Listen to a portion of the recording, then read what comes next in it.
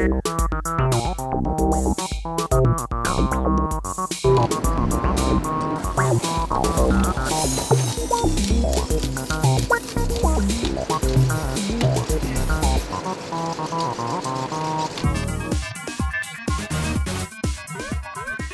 until now, people have often thought about robots totally replacing people, but now we realise robots can actually assist people as well. It might add more power to what they're doing, it might help them do a little repetitive task that they wouldn't like to do, but it's all about assisting people do their job more efficiently. Environmental robotics covers three main areas. One's the underwater, with the Starbug autonomous underwater vehicle, the ground robots such as this one here, and also our aerial robots.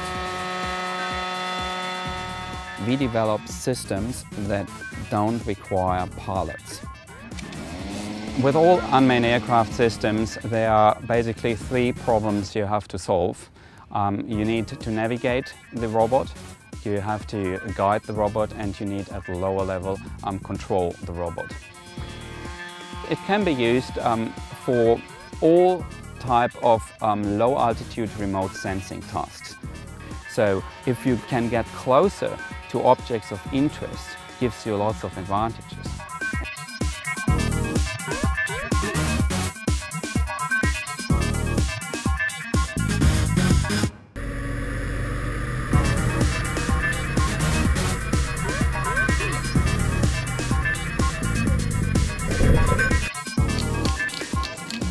The hexapod robots that we've been working on, they've got these servos that provide you with sensory input. It's important to know what sort of ground you're traversing on so that the legged robot can adapt to that.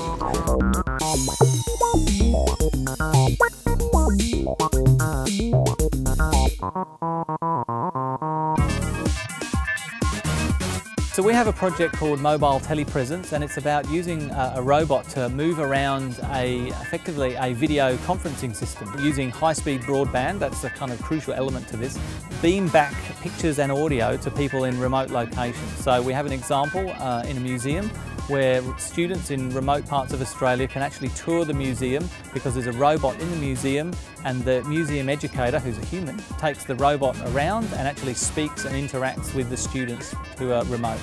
And we can use similar technology for training in industry or maybe healthcare and actually train people remotely without them having to come into the place where the training is taking place.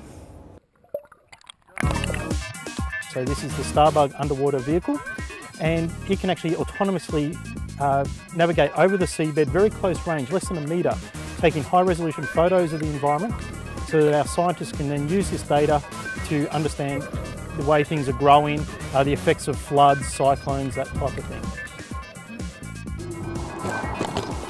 When we collect large volumes of data, there's a couple of challenges. One is to be able to interpret that data and condense it down to a piece of knowledge that we can actually use. So part of the role as roboticists is to not only develop the platforms and collect the data, but also to be able to process this data and interpret it into different maps or different levels of knowledge. We don't really have the capabilities yet to do a robot that can solve all problems, but maybe we will soon.